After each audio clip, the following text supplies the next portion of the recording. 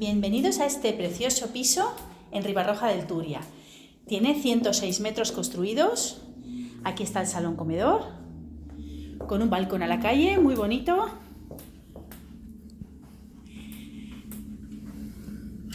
Aquí lo tenemos.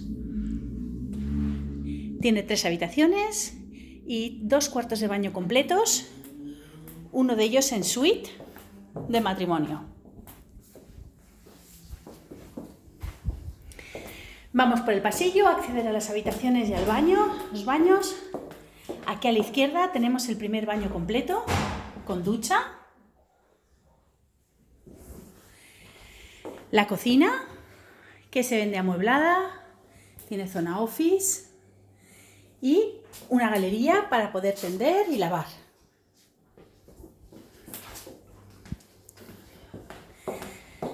Esta es la primera habitación, una habitación doble. La segunda habitación dispone de una terraza, armarios empotrados.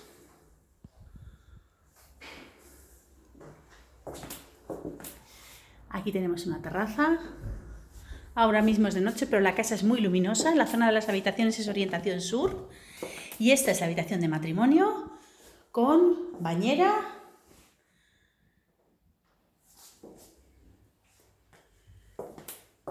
Y la habitación con un gran armario empotrado. Pues estaremos encantados de enseñároslo. Muchas gracias.